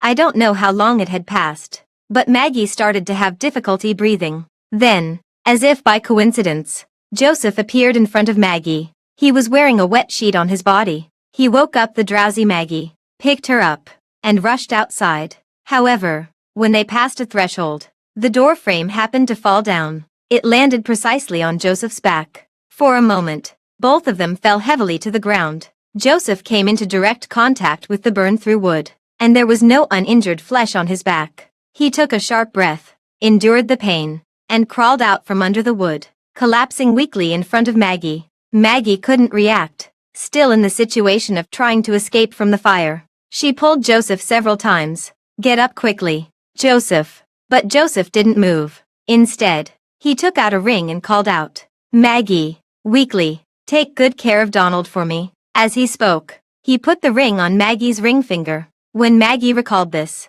it was as if she was immersed in a dream with a pre-written ending. The whole thing was very absurd and ridiculous. Even the reason that spread later. Clearly this fire had no logic at all. Maggie didn't know that the kitchen of the old residence of the Hamilton family was actually the place where grandmother stored her dowry. Just because of the old-fashioned ring that Joseph gave to Maggie, the servants and even the outside world started to spread the rumor that Maggie, because she wanted to steal grandmother's dowry, accidentally caused the kitchen to catch fire. And Joseph was seriously injured while saving her and went abroad for recuperation. The accusations against Maggie kept getting worse. She was called an ungrateful person, a thief, someone who killed for money. The whole Hamilton family was involved in this matter. It so happened that the members of the Hamilton family were all away on the day of the fire. Later, when the rumors spread wildly, no one stood up to explain a single word for Maggie. As the rumors spread, Donald also took them seriously and insisted that Maggie couldn't change her ways. So for many years after that, Maggie was immersed in the shadow of that fire. But she had already thought it through clearly. It was all part of Joseph's plan to get away from the Hamilton family. And it was precisely this kind of scandal that grandmother would never reveal to the outside world. Joseph really had great means. In the stairwell, grandmother sighed. That fire was a self-directed and self-performed act by Joseph. Maggie said without much emotion. I know. Grandmother was completely stunned. Her revealing of the past was actually to persuade Maggie to pull out. But Maggie knew that Joseph had a deep mind and used all kinds of means when doing things. Grandmother smiled as if she had let go of something and let out a sigh of relief. So you've made up your mind. Maggie lowered her head, hiding some emotions, and leaned against the door of the stairwell. She shook her head indifferently. I have no feelings for Joseph. Grandmother didn't say anything more. On the other side of the door she leaned against. Joseph, who was standing there, lowered his head. After the two of them finished talking and came out of the stairwell, Catherine also rushed over at this time. Catherine leaned against the glass door and could only see a group of doctors busily working around Donald. Donald, however, lay pale on the operating table without any movement. Catherine clenched her fists and immediately vented all her anger on Maggie, who had already returned to sit on the bench. Why did you come back after you left? Why on earth did you come back? Maggie looked up at Catherine calmly and couldn't say a word. Joseph stood up and separated Catherine and Maggie, staring at Catherine defensively. Grandmother sat on the side and said silently, "Catherine, go and sit over there." What did I say wrong? Catherine took 2 steps back almost in a state of collapse, her eyes wandering between the grandmother and grandson of the Hamilton family. One of you. The person lying inside is your own grandson. The other. The person lying inside is your own younger brother. But you're all on the side of this Maggie. Maggie, who is nothing. Joseph couldn't help but sneer and looked at Catherine with a hint of evil in his eyes, interrupting her. She's your biological sister. Catherine's whole body shook. She could never understand why her father, who had always loved her the most, suddenly arranged an engagement for her because of this biological sister. The people of the Hamilton family were willing to risk the downfall of their family for this biological sister. It was as if a world that had been originally peaceful and prosperous in Catherine's heart began to fall into chaos and disintegrate. She suddenly grabbed Joseph with one hand and pointed at Maggie with the other. She's not. She was thrown out a long time ago. Do you know? It was predicted that she was born with the fate of bad omen. She will bring bad luck to anyone around her. Everyone around her will come to no good end. The fortune teller was really right. She deserves to. Slap. Maggie's slap landed on Catherine's face. Joseph was suddenly shocked. His hand was still raised in the air and hadn't fallen yet. Following their gazes, Maggie had no expression on her face and looked at Catherine, who was stunned by the slap. Maggie said word by word, "This slap is from your mother. Remember the screenshots on your phone at the cemetery? Those were the pictures that Catherine had photoshopped herself. Every vicious word she typed about her mother was written by her own hands. At that time, I was angry on behalf of your deceased mother. If I had such a daughter, I would climb out of my grave and give her 2 slaps. I didn't have the right before, but now I do. Do you think Donald doesn't know anything?" Maggie felt pain all over her body. She looked at Catherine a few more times and then sat back in her seat and pretended to doze off. The next second, the door of the operating room opened. Donald had already woken up and also saw the scene where Maggie had just struck. He was wheeled out, and his gaze stopped on Maggie. Soon, Donald's gaze was blocked by another figure. Catherine stood between the two of them and reached out to hold Donald's pale and weak hand. "Donald, you've finally woken up." Before she could finish speaking, Donald mercilessly pulled his hand out of Catherine's. He called out in a weak voice, "Maggie, Maggie." The smile on Catherine's face froze immediately. Maggie took a few steps forward and followed the team into the ward.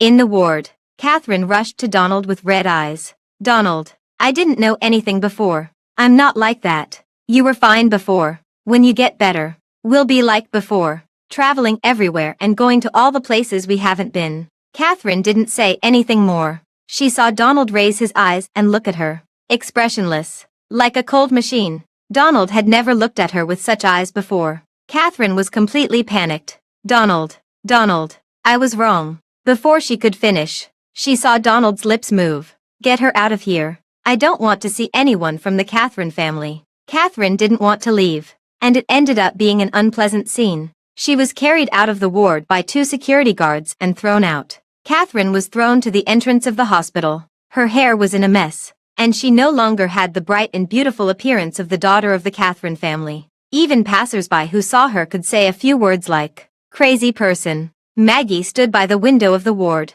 looking at all this with no expression on her face. She just felt that it was a bit like herself in the past. Maggie stopped looking and turned to walk towards the door. "Maggie," Donald called out weakly again. Grandmother and Joseph were also in the room. Maggie originally wanted to avoid them. Grandmother was frustrated and disappointed and said, "All you can do is call Maggie. Your grandmother is still here." After saying this, she signaled Maggie with her eyes. Maggie understood grandmother's meaning. If she didn't want to see Donald and wanted to leave, grandmother would stop Donald for her. But Maggie stood still. A few seconds later, she turned around and went back to Donald's bedside.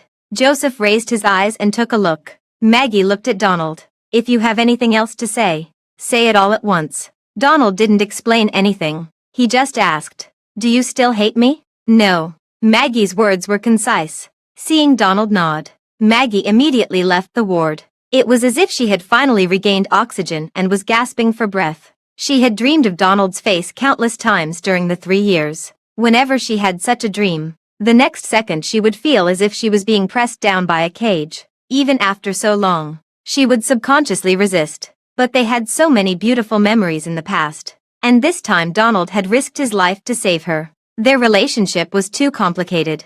So complicated that Maggie felt oppressed. She didn't know how to face it. But did Maggie hate Donald? She had also thought about it again and again, but never got an answer. However, at the moment when Donald asked her just now, she blurted out the answer. She didn't hate him, but she would never forgive him. Joseph followed closely behind, took off his suit and draped it over Maggie. Do you want me to book you a plane ticket to leave? Or would you like to stay here temporarily? As soon as Joseph finished speaking, Maggie in front of him bent down halfway. Looking forward, Maggie spat out a mouthful of blood on the ground. The next second, Maggie, pale-faced and unable to control herself, closed her eyes and fell straight into Joseph's arms. Joseph's breath caught in his throat. He quickly picked her up and contacted the doctor. When Maggie woke up, it was already the next day. Looking at the familiar ceiling, she knew she was in Joseph's room, lying on Joseph's bed. She recalled that when they were young, Joseph was actually a person with severe mysophobia,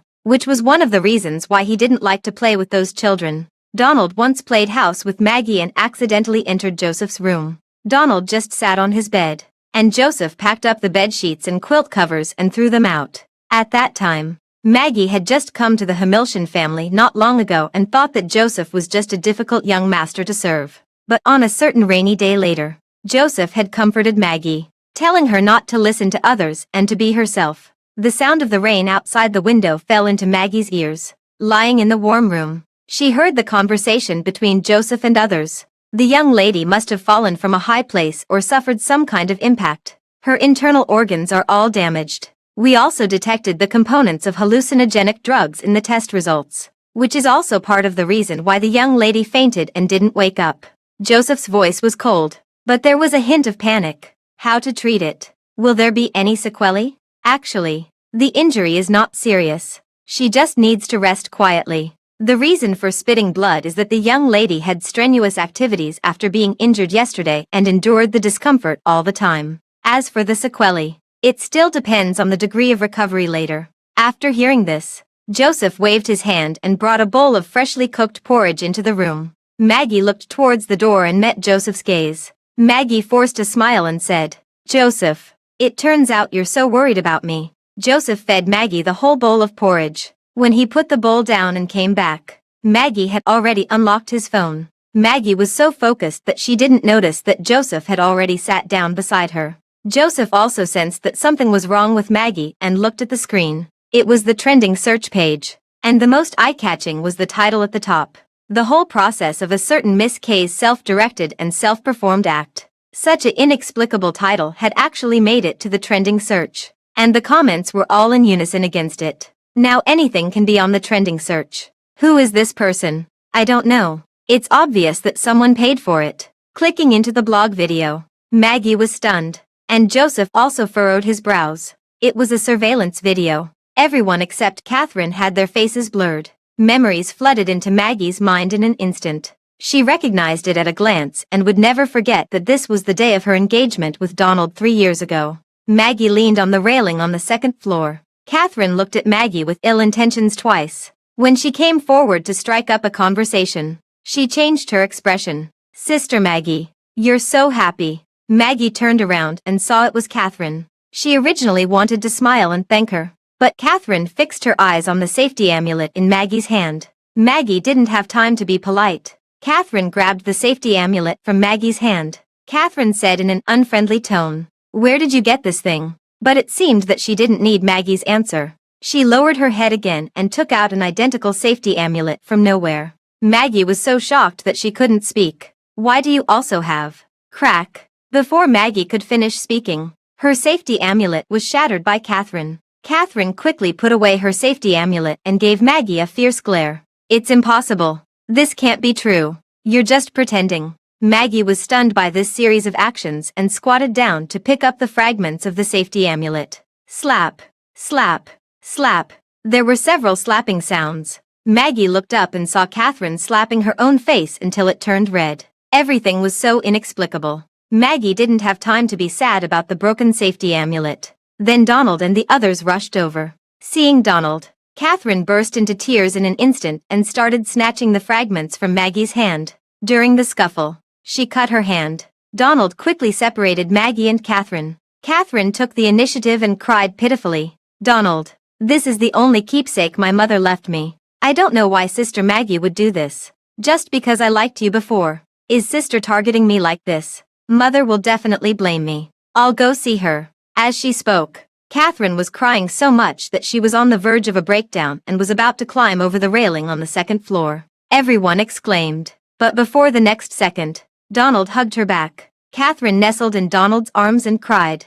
Donald's expression changed. Without saying a word, he rushed forward and slapped Maggie. The air instantly froze. Donald didn't have any doubts about Catherine and firmly believed that Maggie had done these things. "Maggie, can't you be more magnanimous? Since when did I not know that you've learned to hit people? Why can't you learn no matter how I teach you? Why on earth did you steal things?" No one in the hall dared to speak. The two main characters of the engagement banquet had a fight. They didn't dare to offend Donald, and they didn't dare to offend the Hamilton family behind Maggie either. They originally thought the video would end there, but at the end of the video, the stupid things Catherine had done were also posted. The mental hospital, the self-directed and self-performed depression, the photoshopped pictures at the cemetery. The phone page returned to the comments. It was unclear whether it was a large number of hired internet trolls arranged by someone behind the scenes or passers-by. But the public opinion had already exposed the Pei family thoroughly.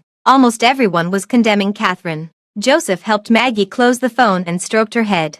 "Don't think about it. It wasn't me." Maggie's body trembled, and she forced a sad smile. So Donald had this surveillance video. For 3 years. If Donald had had the slightest bit of trust in Maggie and had checked the surveillance video even once, Maggie wouldn't have become what she was now. As Maggie was thinking like this, there was a sudden knock on the door. "The people from the Catherine family have been waiting downstairs for a long time. Sir, do you want to see them? Do you want to see them?" Joseph looked at Maggie, who was in a daze and didn't speak. Maggie also looked at Joseph, and Joseph understood what she meant. He opened the door and went downstairs, but didn't close the door. After a while, Maggie got out of bed and walked to the corner of the stairs. From this angle, she could clearly see Joseph in the hall downstairs and the father and daughter of the Catherine family. Joseph played with the cuffs of his shirt expressionlessly. "She doesn't want to see you. You can tell me if you have anything to say." Catherine's expression moved slightly, but her father stopped her movement first. "This time, we're here to apologize to Maggie." After saying this, Joseph still had no expression on his face as he looked at them. But Catherine's father started looking in all directions. "I know you're listening. I'm sorry, Maggie." Catherine's father's voice started to choke up. "You can choose not to forgive us, and we can even never meet again in the future. We're sorry for you, and we must apologize for this." With a thud, Catherine's father knelt on the ground. "I was young and impulsive and believed the slander of villains. They said that the bond between you and me as father and daughter was shallow, and it was my decision alone to send you away. One should take responsibility for one's own actions. Your sister didn't know anything at that time. I just beg you to forgive her and remove the video online. We will never appear in front of you again." Maggie's mouth twitched, and she squatted down halfway and leaned against the wall. But Joseph wasn't convinced. "Forgive her. Didn't she frame Maggie and send her to the mental hospital for 3 years? And all the subsequent things, weren't they all done by her?" Catherine's father was speechless. Finally, Catherine said, "I was bewitched. I resorted to any means to be with Donald. It's all my fault. No matter how sister wants to punish me, it's okay. But please, sister, for the sake of our sisterhood, spare my life." Catherine also understood that now she was not only being publicly shamed online, but even her former friends in the circle were making fun of her and distancing themselves from her. If this continued, she would really be doomed. They spoke one after another, and Catherine's father soon helped Catherine explain. "I had already arranged an engagement for her. Now it has been directly cancelled. It will probably be difficult for Catherine to get married in the future." "So," Maggie listened with empty eyes. Joseph interrupted impatiently. "So, is this act of yours today trying to force Maggie to forgive you? Even if you want to apologize, you should have some sincerity. Right. Enough. Maggie suddenly spoke up and showed half of her face from the stairs. You've got the wrong person. I didn't do it. The father and daughter of the Catherine family were both stunned. What do you mean? Maggie had no expression on her face. She raised the corners of her mouth, and her smile was ugly. Catherine, don't you know? That hotel was owned by Donald, but the hotel disbanded after that day 3 years ago. Do you really not know who has the surveillance video? After saying this, the footsteps on the stairs gradually faded away. Catherine's body trembled, and she didn't even dare to breathe loudly. It was Donald. It was the Donald she had never expected.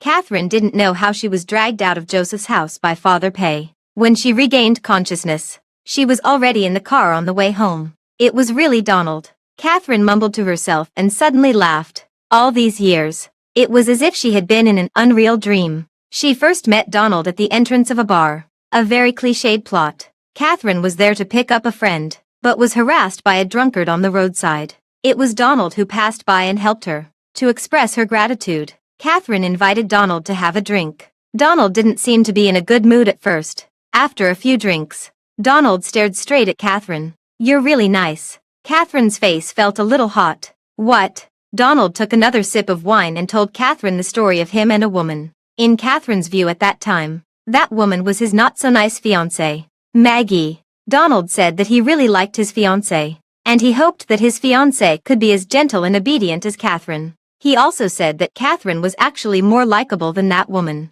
Catherine smiled as she recalled. She wondered why she had been so drunk that day, even though she hadn't actually drunk alcohol. Every word Donald said seemed to imply that he liked Catherine more. But not a single word was without mentioning Maggie. Maggie had always been the one in Donald's heart. After walking back to the bed and lying down, Maggie fell into a deep sleep and had a high fever that night. Joseph changed the towel on her forehead again and again. Even when he called the doctor to give Maggie an antipyretic injection, it didn't work. Maggie was immersed in a dream. She dreamed of the scene of being abandoned when she was a child. She saw herself standing aside as the fortune teller calculated that she was a jinx. She watched helplessly as her parents sent her away. In the blink of an eye, her adoptive parents also thought of her as a burden and threw her on the street. When she ran back to their residence, it was already empty. Donald's face suddenly appeared. You should be grateful for Catherine's magnanimity. With a bang, the gate of the mental hospital closed, and Maggie was locked in the dark room again. Just as Maggie was plunged into darkness, someone suddenly called her name. Maggie. Maggie. Wake up. Maggie opened her eyes and vaguely saw Joseph shaking her with a worried expression. The curtain was blown open, and a ray of light shone through, dazzling Maggie's eyes. It was already the next day. Joseph sighed. The doctor beside him held a thermometer and said, "She had a fever all night, but it has finally subsided." Joseph saw the tears on Maggie's side face and sent the doctor out of the room. Maggie suddenly looked at Joseph and asked, "Why are you still here?" Joseph was slightly taken aback and looked into Maggie's eyes without speaking. Maggie was like a child who wouldn't stop until she got an answer. She repeated the question, "Why are you still here?" In the dream, Maggie had lost everything. She even thought that in the mental hospital where she was all alone, she might as well just die. In that mental hospital, any way of dying would do. But someone called her name and woke her up. Maggie looked straight at Joseph and stubbornly repeated the question. "Joseph, why?" But this time, Joseph didn't let her finish. His kiss landed accurately on Maggie's lips. For a moment, time seemed to be stretched infinitely long.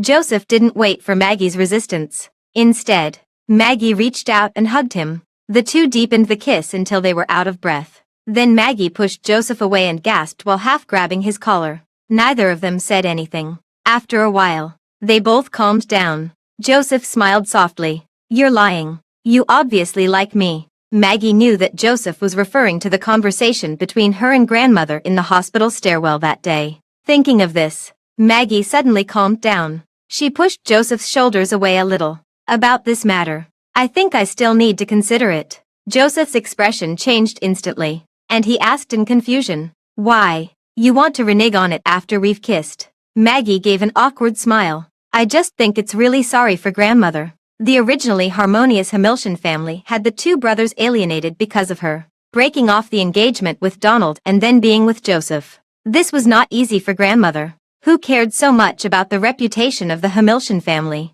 to accept. During that conversation in the stairwell, grandmother was also alluding to this matter. After all, Maggie grew up under grandmother's care, and she also couldn't get over this hurdle. Joseph was about to say something more, but he held back in time. Maggie originally thought that everything would end there, but just as she was about to say goodbye to grandmother and leave City S, Donald was discharged from the hospital. He appeared in front of Maggie in the most unacceptable way for her. Donald knelt down on one knee and held out a ring in front of Maggie. Maggie, give me another chance. Marry me. The atmosphere in the entire Hamilton family instantly froze. Grandmother knew she couldn't stop it and just let it be. She turned around and went back to her room. Joseph glared at Donald, who didn't understand the situation, feeling frustrated and disappointed.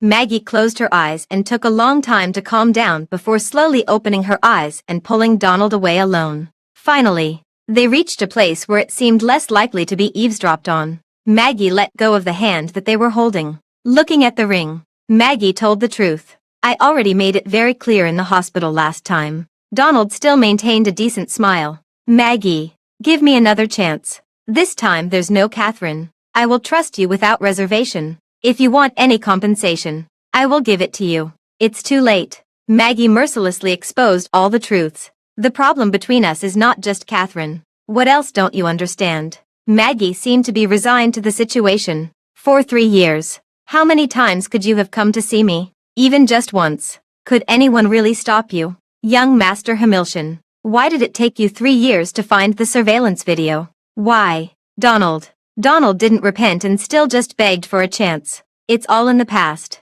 Maggie, isn't it good for us to start over? Once we get over this hurdle, we can go back to the way we were before. Donald. Maggie almost roared. You only care about yourself. You can get over it. But I can't. It was me who was locked up for 3 years. Me who was almost molested. And me who was forced to live in a dirty and messy environment for 3 years. With just a light word of starting over. Who do you think you are? Donald. It's impossible for us. Maggie thus gave a definite end to their relationship. Donald had never seen Maggie treat him like this before. He suddenly realized that it seemed that there was really no possibility for him and Maggie. Donald lowered his head and took a long time to calm down before retracting the hand holding the ring. I can give you shares of the company. And I can give you money. I'm not a good person. And I'll compensate you. Can you please not hate me? Looking at the extremely humble Donald, Maggie suddenly felt ridiculous about herself. She had once thought that if Donald had just shown a little softness to her, she would have been willing to have a future with him. She had really thought about marrying Donald and living a good life with him for the rest of her life. Maggie was tired. She told the truth. I said in the hospital that I don't hate you. And that's true. I won't forgive you for what you've done to me. And that's also true. After saying this, Maggie passed by him, leaving only one sentence at last. We've known each other for a while. Donald, I wish you all the best in the future. Maggie left. And Donald stayed where he was. He hung his head and looked at the ring on his ring finger, which had an indistinct style and even felt a bit rough. He clearly understood that this was the last time he would see Maggie. Maggie went to see grandmother and said goodbye to her. When she was about to leave, grandmother looked at Joseph and then at Maggie. Maggie, you don't have to worry about anything else in the future. Just do what you want to do. It wasn't until they were out of the Hamilton family's house that Joseph dared to talk to Maggie. After you leave, will you still contact me? Maggie didn't look at him and didn't say anything, but Joseph became the stubborn one first. Maggie, I haven't officially said it yet. Now it seemed that she was no different from the female homeless people in those urban villages. Maggie couldn't help but laugh out loud. I know, but I don't accept it. The world is so big. Why should I revolve around you two brothers of the Hamilton family? After leaving City S, Maggie really didn't contact Joseph anymore. Occasionally, she would get some news by browsing the news. Donald decided to study abroad after that day and never showed up again. Catherine also disappeared without a trace after that incident. Joseph cooperated with the police to investigate the foundation behind the mental hospital. It took a full 2 years to uproot this black industrial chain. For a while, Joseph's popularity soared, and there were countless praise articles about him on the internet. Catherine's father was a key figure in providing evidence. He was also involved in this industry and would inevitably be sentenced. But what shocked Maggie the most was that Catherine's father surrendered himself and pleaded guilty to the crime of abandonment. One afternoon a few months later, Maggie was making a cake at home and scrolled across the hottest news at the moment. Joseph retired and handed over the company to other relatives of the Hamilton family for management. While scrolling through her phone, the doorbell suddenly rang. Maggie ran a few steps to open the door and saw a familiar face. Joseph, who had just been on the phone screen, had taken off his suit and changed into casual clothes. He held up a large bag of vegetables in his hand. "I'm back." The end.